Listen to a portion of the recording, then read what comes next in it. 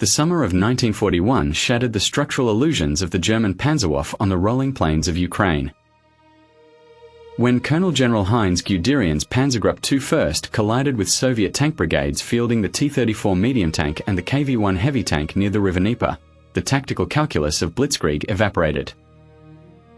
The sloping armor of the T-34 deflected standard German 37mm and 50mm anti-tank shells with terrifying ease, while its wide tracks navigated the muddy Russian terrain far better than the narrow-track Panzer III and Panzer IV. German infantry officers reported with growing panic that their standard anti-tank guns were merely knocking the dust off these Soviet behemoths, forcing them to rely on 88mm anti-aircraft guns or desperate close-quarters charges with satchel charges. This operational shock provoked a deep crisis of confidence within the German High Command, known historically as the T-34 panic. Guderian urgently demanded an immediate investigation and advocated for a direct, literal copy of the Soviet tank to be put into production to save the Wehrmacht from imminent tactical obsolescence. In response to Guderian's desperate appeals, the Waffenprüfamt 6, which was the department of the German Army Ordnance Office responsible for testing and developing armored vehicles, dispatched a special tank commission to the Eastern Front in November 1941. Led by prominent engineers and military officials, the commission examined captured Soviet armor and interviewed frontline crews to determine the best path forward. The idea of copying the T-34 was ultimately rejected due to immense practical bottlenecks, most notably the shortage of aluminum required for the Soviet V2 diesel engine and the difficulty of reproducing the cast steel turret under Germany's rigid industrial constraints. Instead, the Commission decided that Germany must develop its own superior medium tank. This decision ignited a frantic design race between Daimler-Benz and MAN, resulting in the development of the VK 30.02 designs. This rushed process ultimately birthed the Panzer V, better known as the Panther. At the same time, the development of the heavy VK 45.01 was accelerated, culminating in the deployment of the Panzer VI Tiger. However, the hurried development of the Panther and Tiger represented a catastrophic engineering compromise for the German war machine. Because these vehicles were designed under intense operational panic, they were rushed through development and pushed into mass production without adequate testing. This resulted in a series of severe mechanical defects that plagued the Panther during its combat debut at the Battle of Kursk in 1943, where more Panthers were lost to engine fires, final drive failures, and transmission breakdowns than to Soviet anti-tank fire. The suspension systems, utilizing complex dual torsion bars, required extremely tight manufacturing tolerances and were exceptionally difficult to service in the mud and ice of the Eastern Front, where a single damaged inner road wheel required the removal of several outer wheels.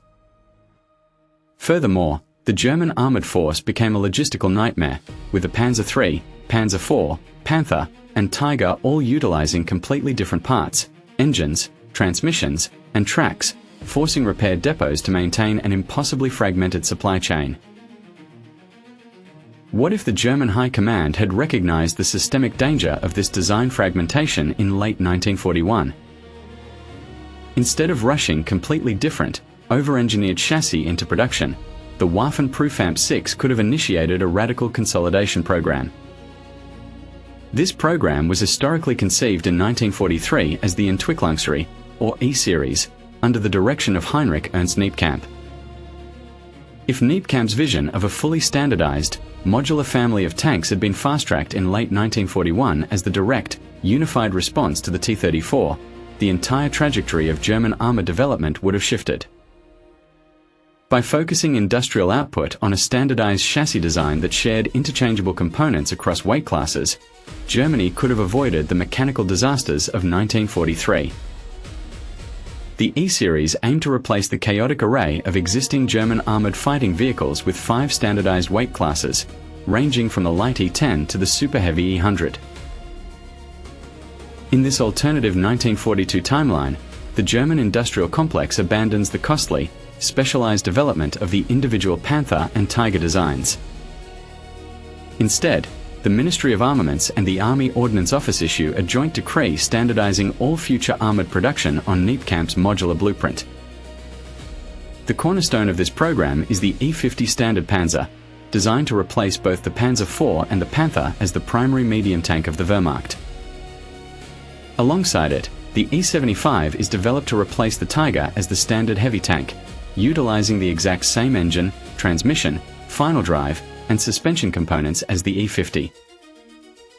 By utilizing a rear transmission layout, the E-Series eliminates the long, vulnerable drive shaft running through the fighting compartment of traditional German tanks, allowing for a lower silhouette, increased internal volume, and a much simplified front hull assembly. The E-Series represents a transition from artisan-style engineering to standardized mass production, designed specifically to withstand the brutal attritional realities of the Eastern Front. Historical records of the T-34 crisis and the early development of the Panther can be analyzed in detail through archival documentations of Waffen-Prüfamt 6 and Panzer Trax publications, which outline the immense structural challenges faced by German industry in late 1941. https://en.wikipedia.org/wiki/panther_tank. The structural flaws of the German armored response and the alternative engineering philosophy of Kniepkamp are documented in historical assessments of German tank development and standardization programs. https://en.wikipedia.org/wiki/Entwicklung_series. By examining these records, it becomes clear that the rushed, non-standardized nature of the Panther and Tiger was not an inevitable necessity, but rather a strategic error that could have been corrected through a systematic commitment to modular engineering principles at the very start of 1942. The strategic decision to bypass the individual Panther and Tiger development cycles in favor of the standardized Entwicklungsserie in early 1942 required a profound restructuring of the German industrial base. Under the realistic constraints of 1942, Germany's machine tool industries and steel foundries were operating at near maximum capacity, but their output was severely bottlenecked by the highly specialized nature of armored components. By establishing Kniepkamp's E-Series as the singular, national priority, Minister of Armaments Albert Speer would have been able to leverage mass production techniques that were historically impossible due to design fragmentation. The core philosophy of the E-Series was absolute modularity, which meant that factories producing parts for the medium E-50 could instantly supply the heavy E-75 assembly lines, as both vehicles shared identical engine blocks, cooling systems, fuel pumps, transmissions, and suspension bogies. To understand how the E-Series could have been mass-produced in 1942, one must analyze the radical simplification of its suspension and drivetrain. Standard German tanks like the Panther utilized a double torsion bar suspension system that, while providing a smooth ride, was incredibly heavy, expensive, and time-consuming to manufacture. It required drilling precise holes through the lower hull plates, which weakened the structural integrity of the chassis and demanded specialized boring machinery that was always in short supply. The E-Series solved this industrial bottleneck by utilizing external suspension bogies. These compact units, featuring Belleville washer spring stacks, were bolted directly to the outside of the hull.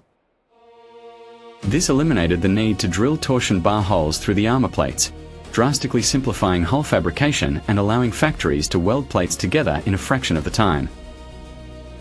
If an external suspension unit was damaged by a landmine or anti-tank shell, the repair crew simply unbolted the damaged bogie and bolted on a new one in the field, a process taking under an hour compared to the days required to repair a Panther's internal torsion bars. The relocation of the transmission to the rear of the vehicle was another revolutionary industrial breakthrough of the E-Series. Traditional German tank designs placed the engine in the rear and the transmission in the front, requiring a long cardan shaft to run directly through the center of the crew compartment. This layout forced the hull to be built taller than necessary to clear the shaft, increased the weight of the vehicle, and created a major point of vulnerability where a front hull penetration could instantly destroy the transmission and immobilize the tank. By mounting both the engine and the transmission as a single, unified power pack in the rear, Kniepkamp's design team eliminated the drive shaft entirely. This allowed the hull floor to be lowered, reducing the overall height of the tank and presenting a much smaller target to enemy gunners. Industrially, the rear power pack could be assembled, pre-tested, and drop-shipped to assembly plants as a single unit, allowing workers to drop the entire engine transmission assembly into the hull in a single crane operation, dramatically accelerating the speed of final assembly. Under this standardized doctrine, the E-50 was positioned to become the workhorse of the Panzerwaffe. Weighing approximately 50 metric tons, it was designed with heavily sloped armor plates that offered protection superior to the Panther while being much easier to weld. The E-75, weighing around 75 metric tons, utilized the exact same hull shape and manufacturing jigs as the E-50, but with thicker steel plates. This meant that a single factory line could switch from producing medium E-50 hulls to heavy E-75 hulls simply by feeding thicker steel plates into the automated cutting and welding jigs, without needing to retool the machinery. This level of industrial flexibility was completely unprecedented in military history, and would have allowed Germany to scale its armored production to levels that could realistically challenge the industrial might of the Soviet Union and the United States. The integration of these advanced manufacturing techniques was supported by the consolidation of the German steel cartel and the centralization of component manufacturing under Speer's direct supervision. By stripping individual automotive firms like Henschel, Porsche, MAN, and Daimler-Benz of their design autonomy and forcing them to manufacture standardized E-series components, Germany could have eliminated the corporate rivalries and wasteful parallel development programs that historically crippled its war production.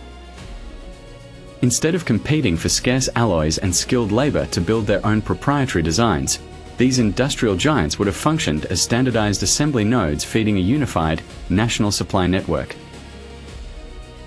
The historical feasibility of external Belleville washer suspensions and rear-drive transmissions in German armored vehicles is documented in technical reports on experimental developments by Waffenprüfamt 6, which highlights how these systems were designed to bypass the bottlenecks of traditional torsion bar manufacturing.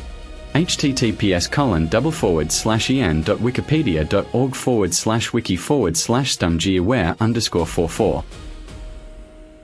The industrial impact of standardization under Albert Speer's ministry is discussed in Economic Histories of the German War Economy, which demonstrate the dramatic efficiency gains achieved whenever design standardization was strictly enforced. https://en.wikipedia.org/wiki/Albert_Speer. By applying these proven industrial principles to Kniepkamp's E-series in 1942, Germany would have established a highly resilient, streamlined armored production model capable of delivering robust, mechanically reliable tanks to the front lines when they were needed most. The tactical utility of Kniepkamp's standardized Entwicklungsreihe in a 1942 deployment scenario would have fundamentally altered the balance of power on the battlefields of the Eastern Front. The E-50 Standard Panzer, designed with a target weight of 50 metric tons, represented the optimal synthesis of firepower, protection, and mobility. Unlike the Panther, which suffered from weak side armor that made it vulnerable to Soviet anti-tank rifles and flanking maneuvers, the E-50 featured 80 mm of sloped frontal armor and 60 mm of sloped side armor. This ensured comprehensive protection against the standard Soviet 76.2 mm guns and even the heavier 85 mm anti-aircraft guns being adapted for anti-tank use.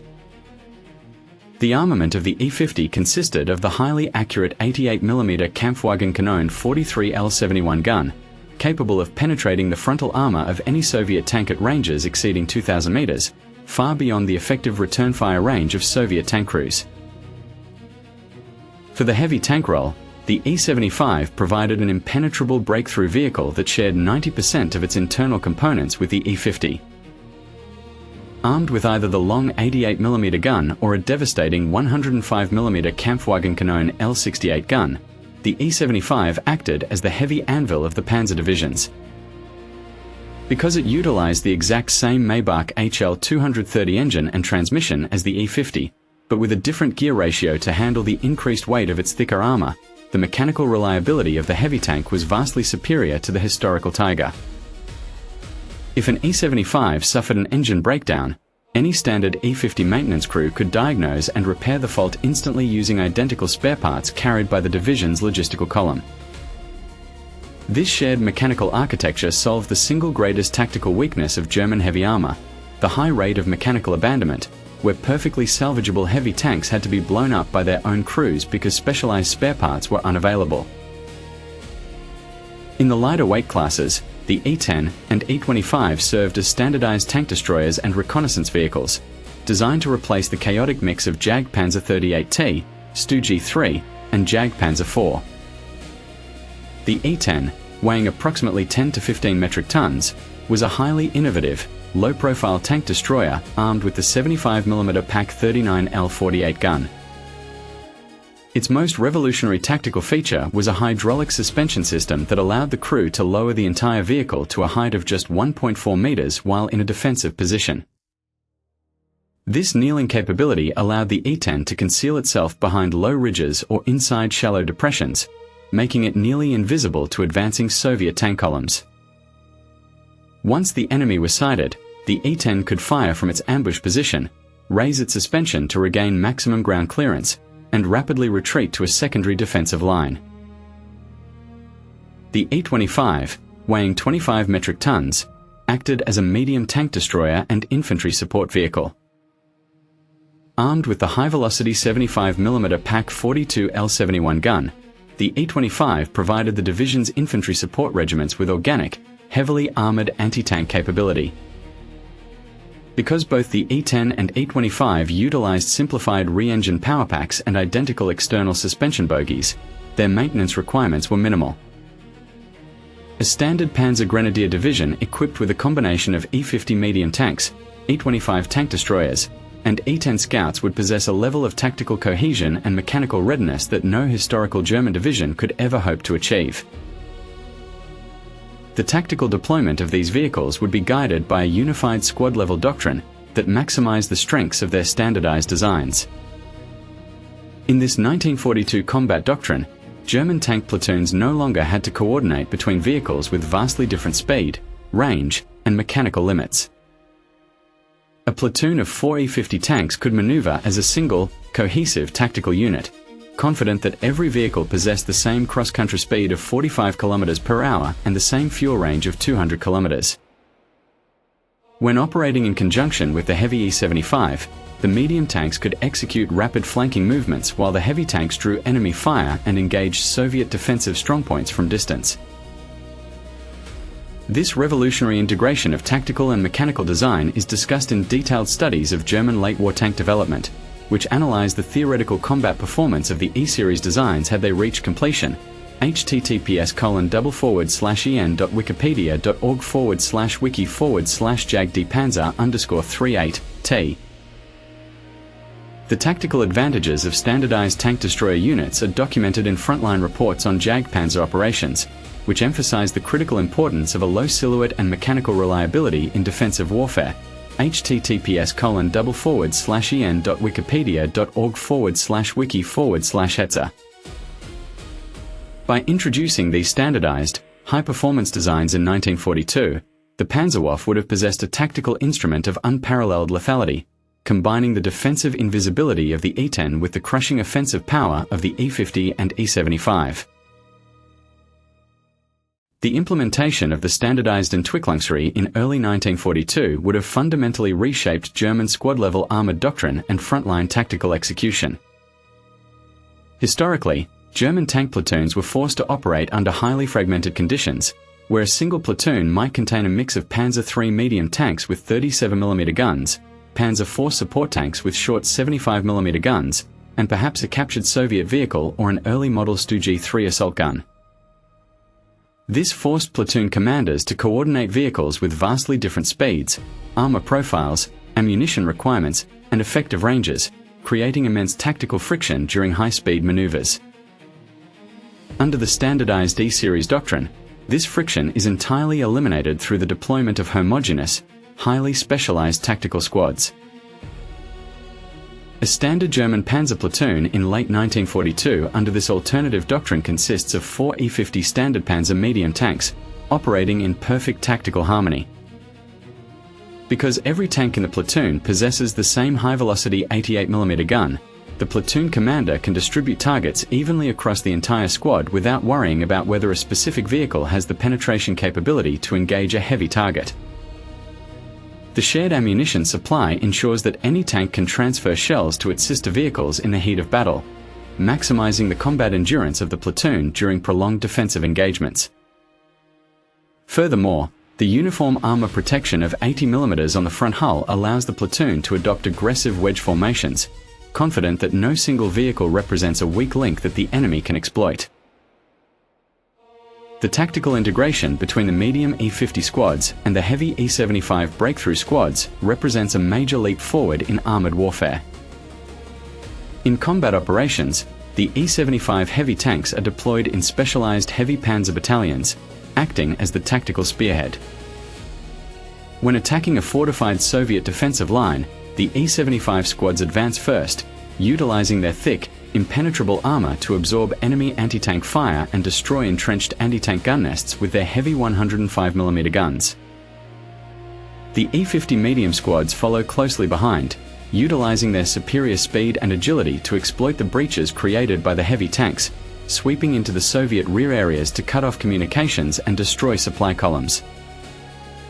This coordinated hammer and anvil tactic is executed with unprecedented efficiency because both the medium and heavy tanks share the same drivetrain characteristics, allowing them to maintain identical speeds over rough terrain. For infantry support and defensive screening, the Panzer Grenadier regiments are equipped with organic squads of E-25 and E-10 tank destroyers. The E-10, with its unique kneeling suspension, is deployed in advanced scouting squads. These light, highly agile vehicles advance ahead of the main medium tank columns, using their low profile to slip undetected into key tactical positions. When a Soviet tank column is detected, the E-10 squad lowers its suspension to the ground, blending into the landscape to launch a devastating surprise ambush.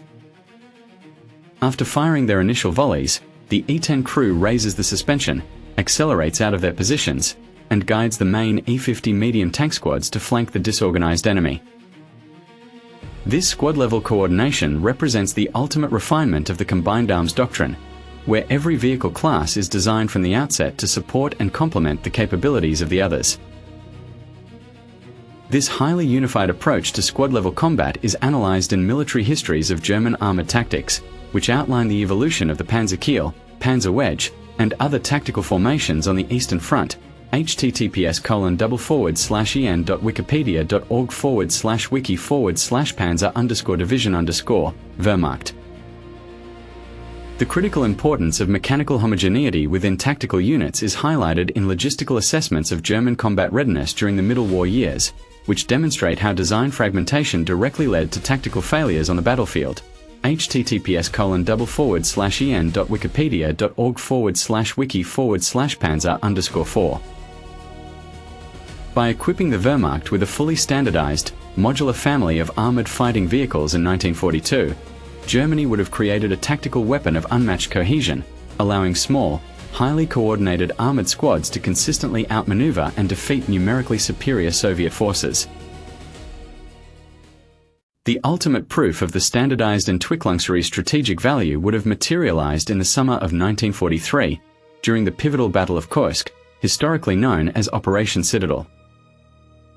In the actual timeline, the German offensive was delayed for months by Adolf Hitler to allow more Panther and Tiger tanks to be delivered to the front lines. This delay gave the Soviet Red Army ample time to construct massive, deep defensive networks consisting of multiple belts of minefields, anti-tank trenches, and dense anti-tank gun strongpoints, known as pack fronts. When the offensive was finally launched in July, the rushed, mechanically immature Panther tanks broke down in droves before even reaching the Soviet lines, and the offensive quickly ground to a bloody halt in the face of prepared Soviet defenses, shifting the strategic initiative permanently to the Soviet Union.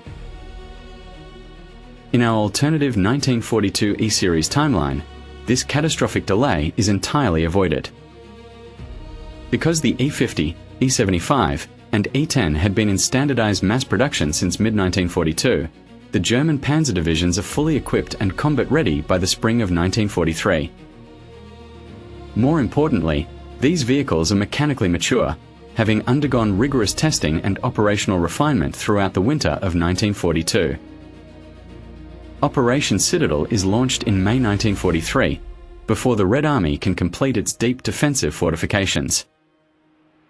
Instead of facing a highly prepared fortress, the German panzer divisions strike a Soviet defense that is still under construction, utilizing highly reliable, standardized armored spearheads that slice through the Soviet lines with devastating speed and coordination. The performance of the E-50 and E-75 squads at Kursk rewrites the history of armored combat. The E-75 heavy tanks, unaffected by the final drive failures that historically crippled the early Tigers, lead the northern assault under Colonel General Walter Model. Sharing the same robust transmission and cooling system as the medium E-50, these 75-ton monsters roll over Soviet minefields and shrug off 76mm anti-tank fire with impunity, systematically destroying the Soviet defensive positions. The E-50 medium tanks, operating in perfect logistical harmony with the heavy spearheads, pour through the gaps, executing deep penetrations that cut off the Soviet salient at Kursk within 48 hours, trapping entire Soviet armies in a massive pocket. In the south, under Field Marshal Erich von Manstein, the offensive achieves equal success. The Soviet tank reserves, including the famous 5th Guards Tank Army, are rushed forward to plug the gap, leading to a massive clash of armor at Prokhorovka. Historically, this battle was a desperate, close-quarters melee where Soviet T-34 tanks rushed the German Tigers to engage them at point-blank range where their armor was vulnerable. In the E-series timeline, this melee is avoided entirely. Armed with the devastating 88mm L-71 guns and protected by sloped 60mm side armor, the E-50 medium squads engage the advancing Soviet tanks at long range, destroying hundreds of T-34s before they can even get within firing distance. The E-10 tank destroyers, deployed in defensive screens along the flanks, use their kneeling suspension to ambush flanking Soviet tank units, completely neutralizing the Soviet counteroffensive. The strategic consequences of this victory are profound. By pinching off the Kursk salient in May 1943, the Wehrmacht inflicts a catastrophic defeat on the Red Army, destroying over 500,000 Soviet soldiers and thousands of tanks that historically formed the backbone of the Soviet summer counteroffensives. This decisive victory prevents the Soviet Union from regaining the strategic initiative, forcing the Red Army into a prolonged defensive posture and buying the German High Command precious time to reinforce the Eastern Front. The success of Operation Citadel under this standardized armored doctrine demonstrates that Germany's industrial salvation lay not in the pursuit of exotic, low-volume heavy weapons, but in the systematic execution of a highly standardized, mechanically reliable, and mass-producible armored family. The historical planning of Operation Citadel and the consequences of its delay are analyzed in detail in military histories of the Eastern Front, which document the immense defensive preparations made by the Soviets during the spring of 1943. https://en.wikipedia.org/wiki/battle_of_Kursk. The tactical failures of the early Panther tanks at Kursk are recorded in historical reports on Panther deployment, which confirmed that mechanical unreliability was the primary cause of German armored losses during the initial stages of the offensive. https://en.wikipedia.org/wiki/panther_tank.